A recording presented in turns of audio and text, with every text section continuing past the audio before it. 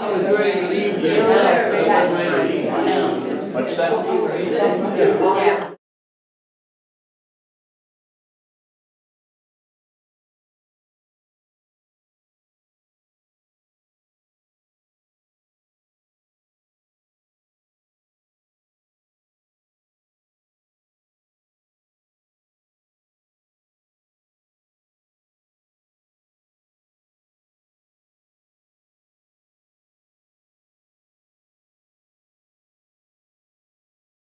Hi everybody. Good morning, good morning. My name's Zach Daly. Glad to see y'all this morning. I hope you had a good week. I had a fantastic week because I was on vacation. I went down to Panama City Beach and we had a lot of fun playing in the sand and the water. But then we got to Friday and I was like, well, I gotta get back and teach class. Can't miss class. So I left the beautiful, pristine waters of the Gulf of Mexico so I could teach y'all this morning. Thank you. Thank you. I do what I can. Please, hold your applause. Just throw money. Pay for the vacation one there. The fall has certainly sprung, hasn't it? We got back and this morning it was like 55 degrees at the house. Man, it's a little chilly. All right, so Doug covered for me the past couple of weeks, so thank you, Doug. But last week, I believe y'all talked about Hebrews 10. And if you remember, he closes that chapter by encouraging his readers to hold fast to the faith, right? In verse 23. And then he tells them not to cast away their confidence in verse 35. So after all we've talked about through Hebrews, right? We've talked about how Jesus is superior to the angels. We've talked about how Jesus was superior to Moses. We've talked about how the new covenant is superior to the old covenant. How Jesus is the perfect high priest, superior to the old high priest.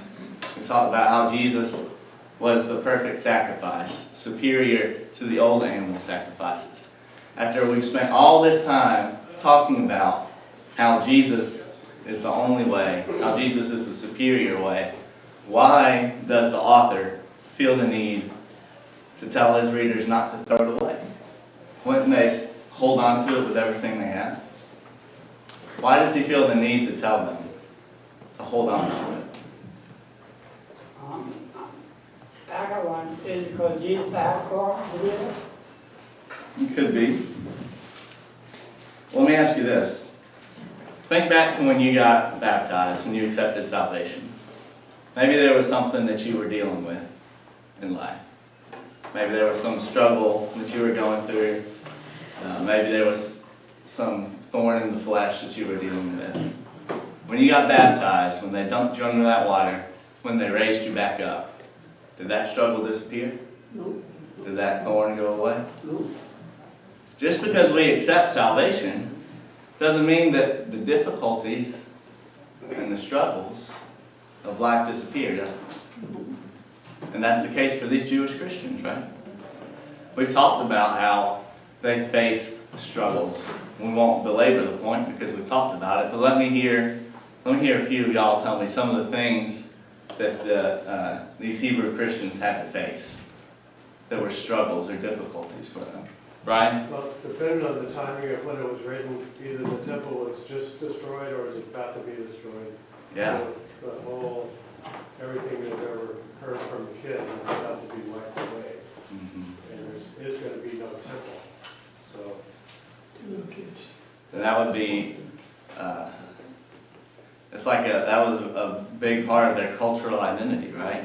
we were the apostles still went to the temple courts after Yeah. that's what they went to. Yeah, it was really kind of the center of Jewish life, wasn't it? And then it's just gone, it's wiped away. What else? What were some of the difficulties or struggles that these Jewish Christians face? Were they separated from their families because they changed face? Yeah, some of them, for the families, may have distanced themselves or disowned them. The community at large certainly probably distanced themselves from them. That can be difficult. What else? The Romans, The Romans, handled it. what were they doing? Well, they were getting ready to destroy the temple, so there was a lot of tension between the Romans and the Jewish people building up to that. So these Jewish Christians, remember we've seen this as a theme throughout Hebrews. The author keeps telling them, hold on, don't let go, don't give up, don't forsake the faith. He's telling them this because they're struggling. He's telling them this because they're dealing with pressures, with forces, with temptations that are pushing them to leave the faith. And of course, we face some similar challenges today, don't we? Maybe different in degree, but not different in type, right? What are some of the temptations or forces that sometimes push us to forsake the faith? Inflation. What was that? Inflation. Inflation, all right. Money could certainly be one, right? Money problems, Peer pressure. peer pressure. Peer pressure is a big one. Just You know, like there's, this. there's a lot of Catholics who have left the Catholic Church, Mhm. and their families are absolutely distraught about that. I can think of one, for example. And, you know, a lot of religions, you change from one church to another, they think nothing of it. Mhm. Catholics seem to be, and I'm not saying this as negative against the Catholic, I'm just saying the way they're taught to think, which may not be different now, but the Catholics that are really practicing Catholics hold really fast to their beliefs. And when a child leaves that for our way of thinking, our Christianity, they have real struggles at home with that, within the family. Thank you, Jack. And the Jews would be the same way. Yeah. So we have money temptations, we have peer pressure temptations. We face a lot of the same challenges. Like I said, maybe a difference in degree, but maybe not a difference in type. The truth of the thing, you know, who goes up if you want it, but sometimes you can't really afford that, you gotta get the next type one. Mhm. Yeah, that's You wasn't ready for it. Yeah, that's a problem sometimes. So, in light of these issues, in light of these challenges, what does the author do to encourage his readers? Well, in chapter 11, he goes and he gives a history of faith throughout the Old Testament. And I know you all are very familiar with this chapter. It's a fantastic chapter. Hebrews chapter 11 is where we're going to be this morning. And you know, to me, some commentators think that Hebrews was basically a sermon that may have been copied down, that was delivered. And if it was, to me, chapter 11 is kind of the emotional crescendo of the sermon. To me, some people might say 12, but I think 11 is. We're going to read it here in a minute. But he starts chapter 11 with a definition of faith in verse 1. And I know you're all very familiar with this verse. I'm reading from the New King James Version. He says, "Now faith is the substance of things hoped for, the evidence of things not seen. For by it the elders obtained a good testimony. By faith we understand that the worlds were framed by the word of God, so that the things which are seen were not made of things which are visible." So he calls faith the substance of things hoped for and the evidence of things not seen. Does anybody else have a different translation? That was New King James. Some versions put it a little differently. Anybody else have a different one? I have the English Standard Version. It says that now faith is the assurance of things hoped for, Mm-hmm. the conviction of things not seen. Mm-hmm. So assurance and conviction. The NIV is, faith is confidence in what we hope for and assurance about what we do not see. Confidence and assurance. Any other different versions out there? Yes, The sir. New Living Translation is, it's the reality of what we hope for, and it's evidence of things we cannot see. Reality and evidence. You know, faith is one of those things where it's hard, sometimes it's hard to put in words, isn't it? People say, well, tell me what faith is, and you're like,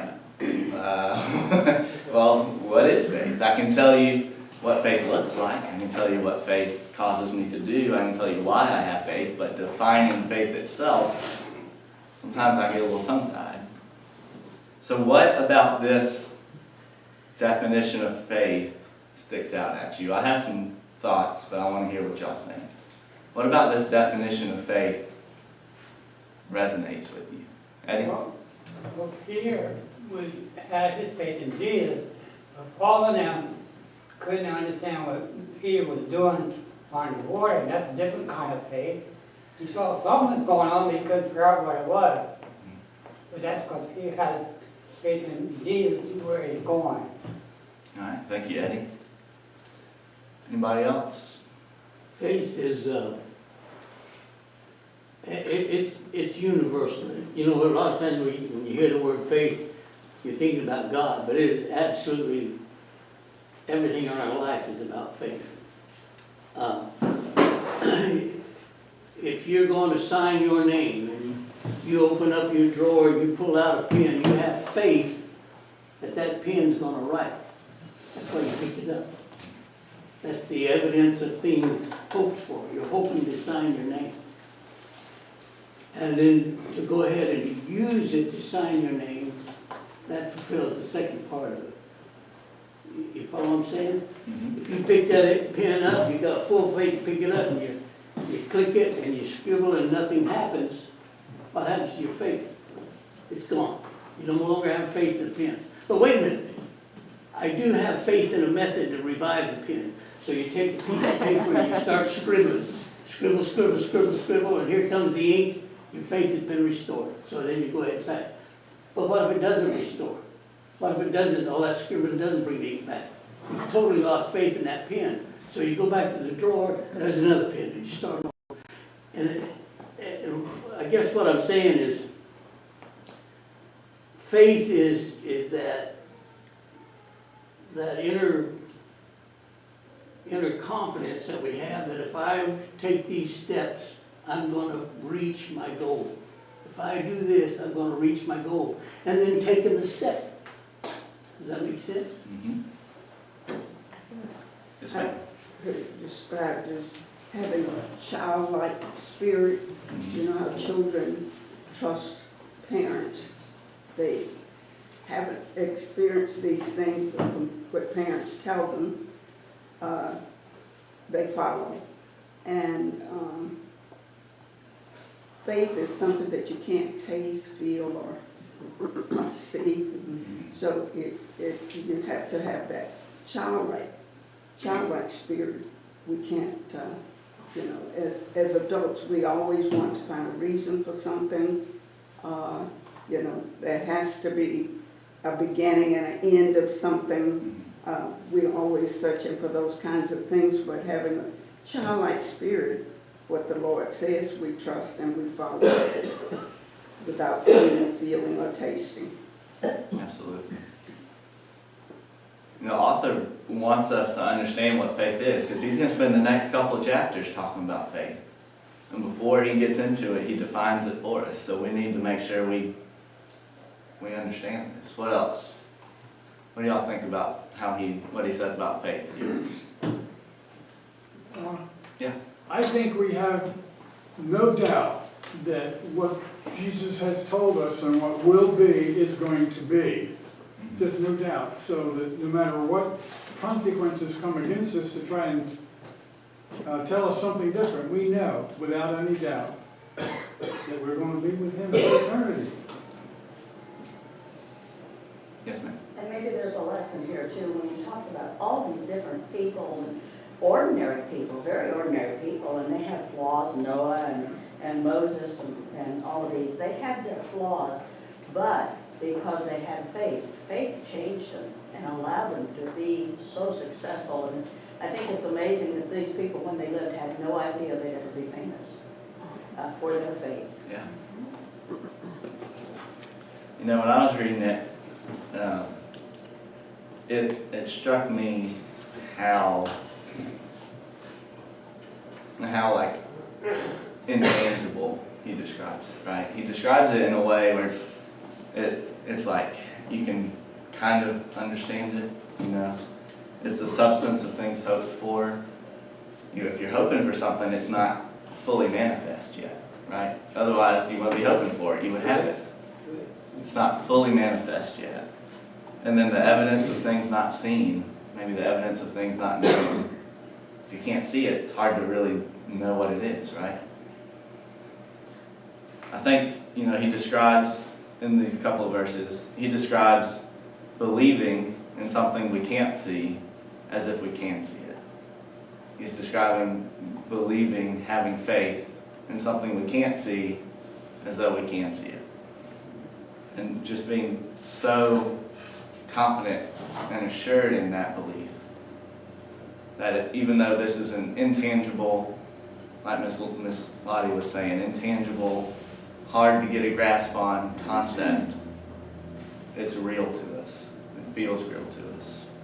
It's like when Jesus, and I can't remember who he was talking to, he explained it in such a way that it was like the wind comes from somewhere and it goes somewhere, and you know it, but you don't see it. Yeah. Absolutely.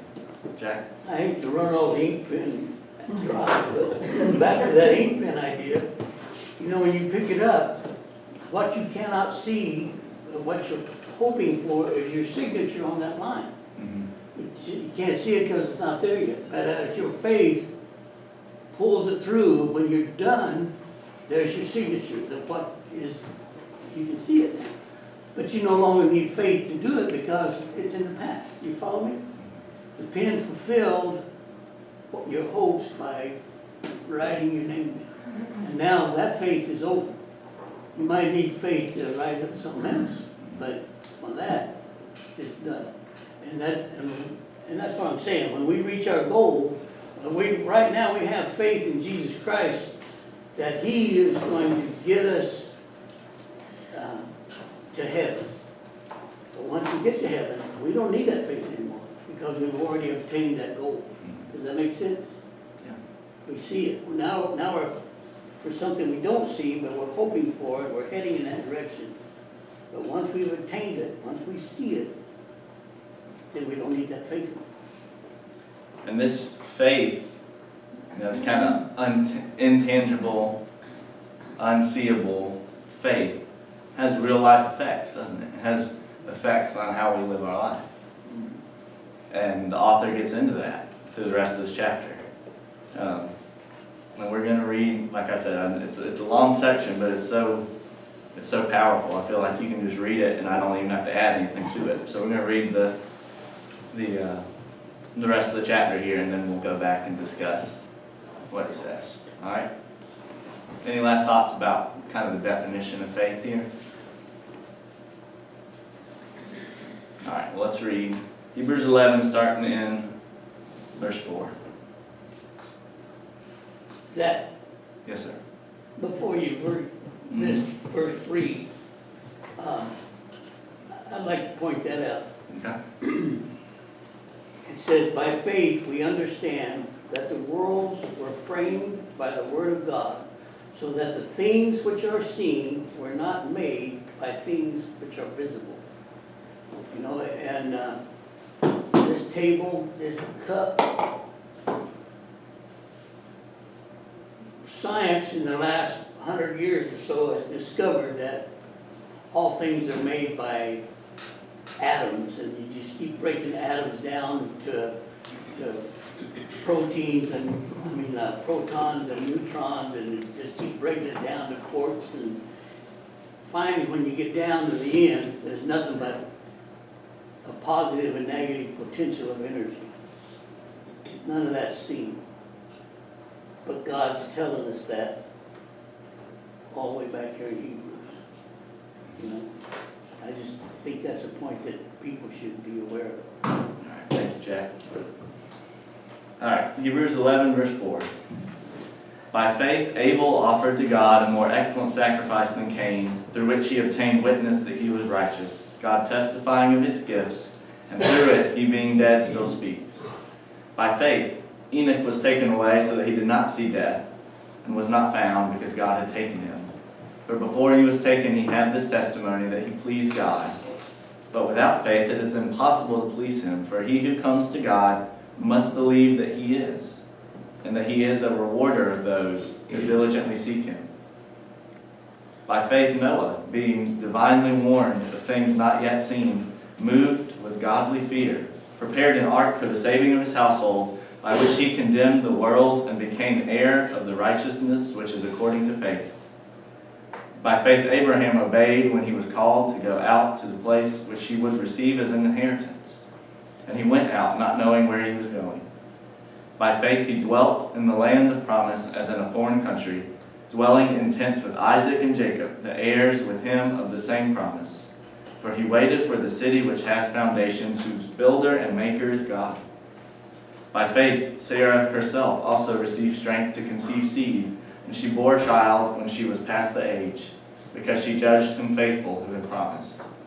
Therefore from one man, and him as good as dead, were born as many as the stars of the sky in multitude, innumerable as the sand which is by the seashore.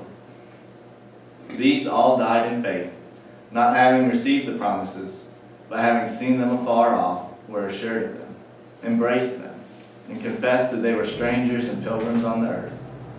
For those who say such things declare plainly that they seek a homeland. And truly, if they had called to mind the country from which they had come, they would have had an opportunity to return. But now they desire a better, that is, a heavenly country. Therefore God is not ashamed to be called their God, for he has prepared a city for them. By faith Abraham, when he was tested, offered up Isaac. And he who had received the promises offered up his only begotten son, of whom it was said, "In Isaac your seed shall be called," concluding that God was able to raise him up even from the dead, from which he also received him in a figurative sense. By faith Isaac blessed Jacob and Esau concerning things to come. By faith Jacob, when he was dying, blessed each of the sons of Joseph, and worshipped, leaning on the top of his staff. By faith Joseph, when he was dying, made mention of the departure of the children of Israel and gave instructions concerning his bones. By faith Moses, when he was born, was hidden 3 months by his parents, because they saw he was a beautiful child, and they were not afraid of the king's command. By faith Moses, when he became of age, refused to be called the son of Pharaoh's daughter, choosing rather to suffer affliction with the people of God than to enjoy the passing pleasures of sin, esteeming the reproach of Christ greater riches than the treasures in Egypt, for he looked to the reward. By faith he forsook Egypt, not fearing the wrath of the king, for he endured as seeing him who is invisible.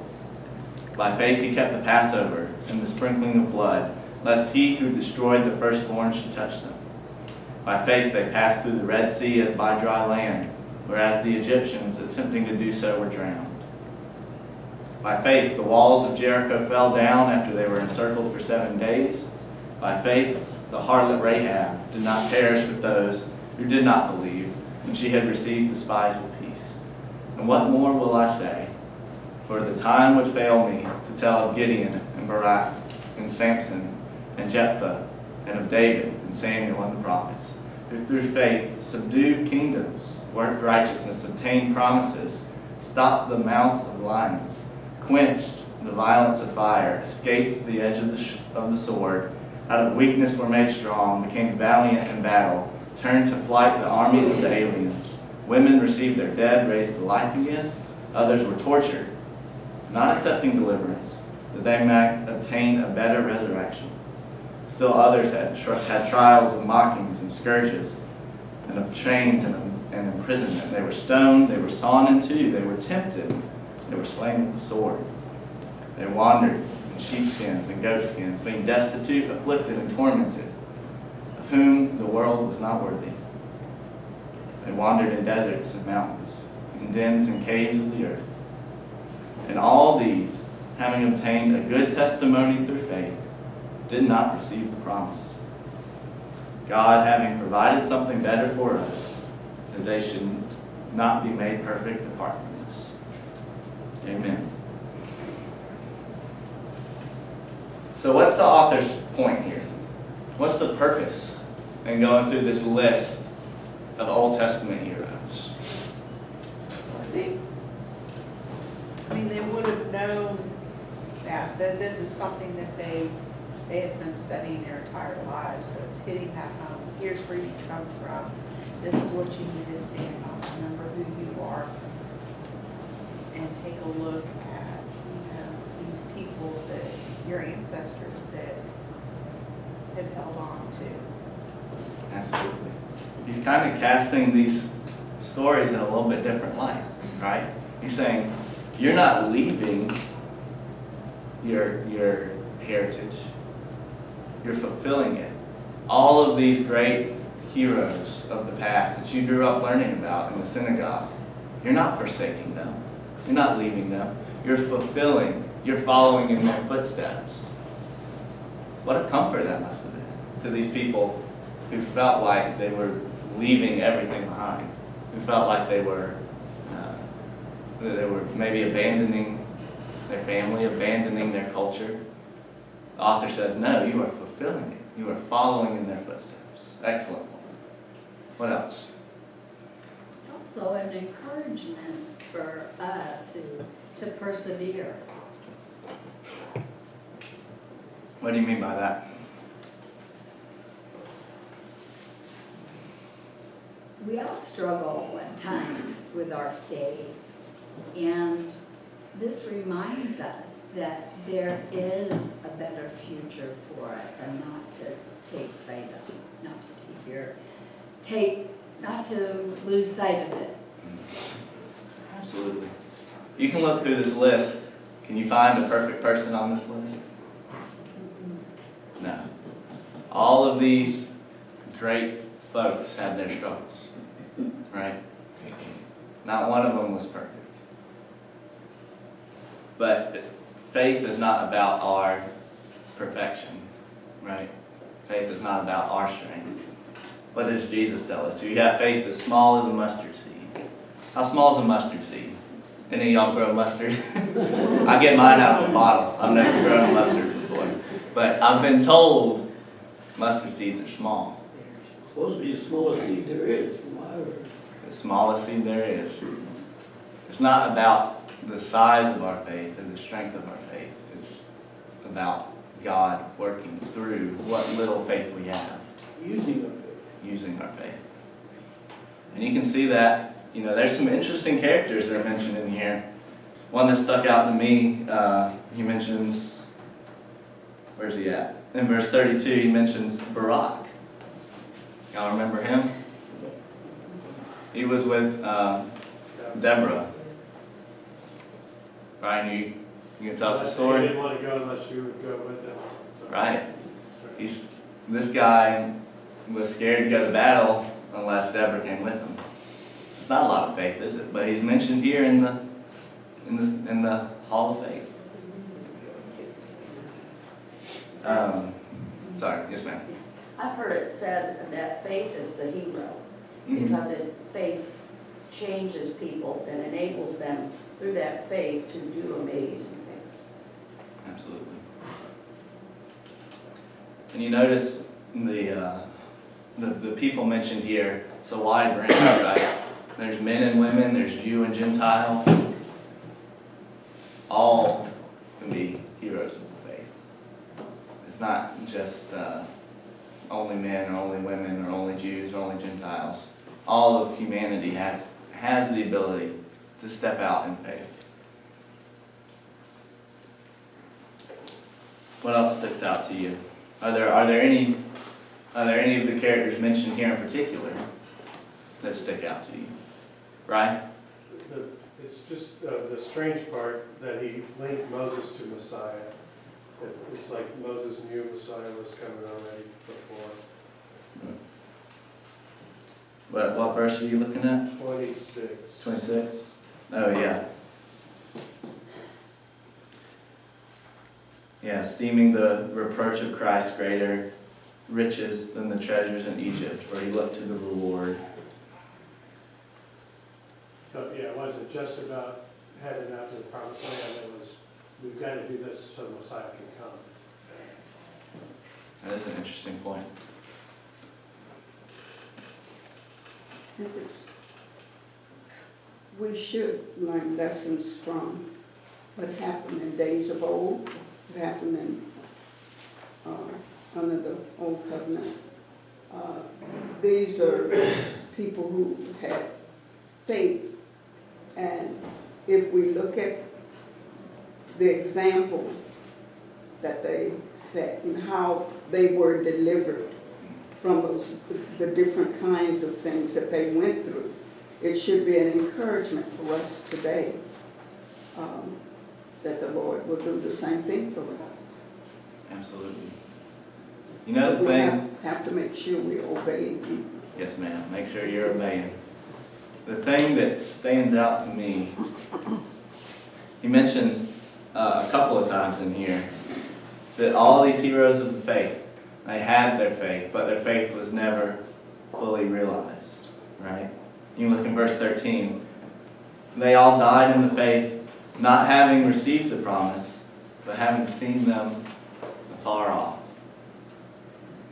and were assured of them, embraced them, and confessed that they were strangers and pilgrims on the earth. And then in verse 39 he says, all these, having obtained a good testimony through the faith, did not receive the promise. So all these folks held their faith through their whole life, through all the challenges, through all of the persecution, through the torture, through the wanderings, and they never fully grabbed hold of it. Isn't that something? How did they manage to hold on to that faith?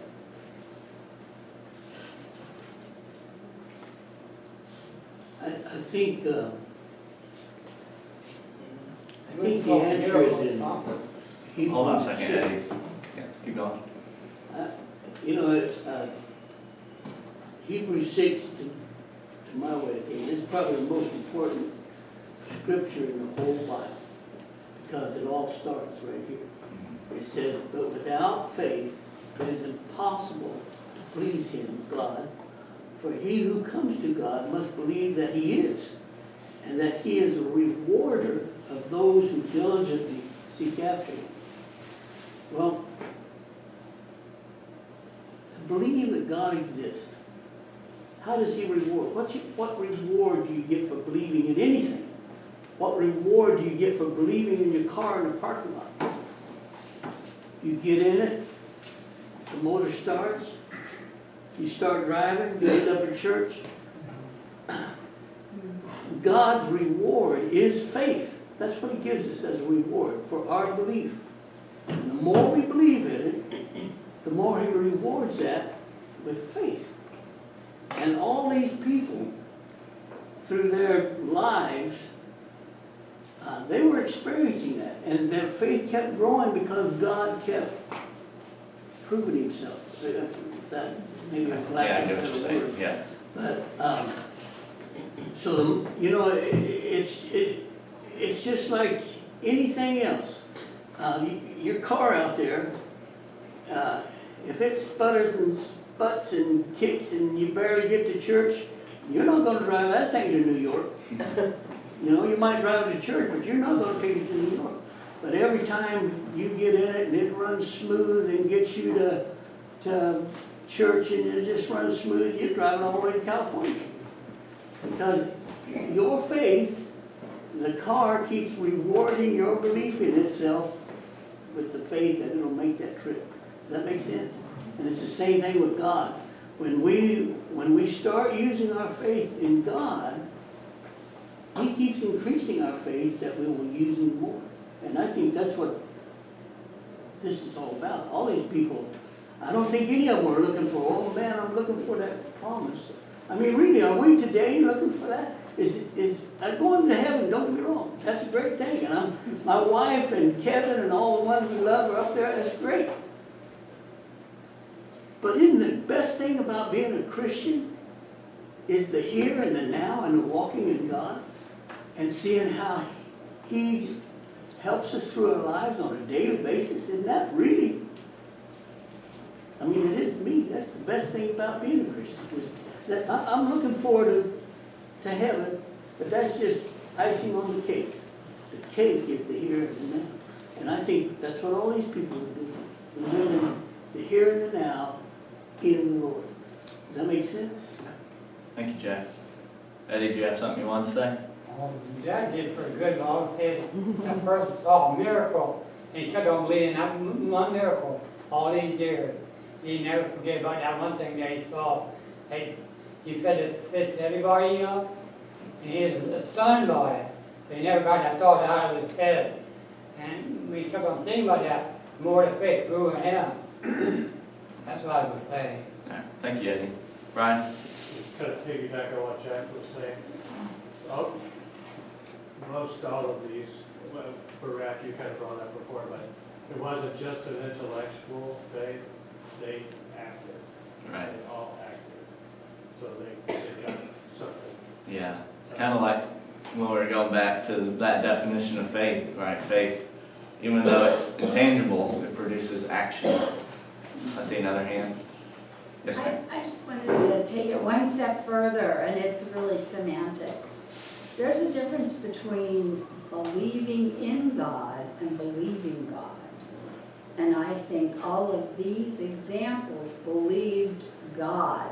They believed God because they acted upon their belief. Believing in God, a lot of people believe in God, but they're not following what God Yeah, wants them to. absolutely. There's a difference in intellectual assent, right? People believe in Jesus, believe in Jesus, and you don't want to follow, if you believe in Jesus, and you're doing good. If you don't want to confess that part, and, you just lying to yourself, yeah. Yeah, there's a difference in intellectually understanding that there probably is a God, and actually having faith and following God. Absolutely. I think there's a challenge for us here, right? In our last couple minutes, there's a challenge here because the author lays out the struggles that these people went through at the end there. You know, he said they had trials and mockings and scourges, chains and imprisonment. They were stoned. They were sawn in two. They were tempted. They were slain with the sword. They wandered about in sheepskins and goatskins. They wandered in deserts. And even though they went through all that, they did not receive the promise, but they held on to that faith. So the challenge for us this morning, when we go through our difficulties in life, how are we going to respond? I don't understand the lesson. How's our faith going to handle it? And what is? And how's our faith going to get us through those challenges? Is our faith strong enough to survive those challenges? Have y'all known people who have gone through tragedies in life and it has shaken their faith? It's a difficult thing, isn't it? Eddie? Well, you forget about faith, and you lose everything.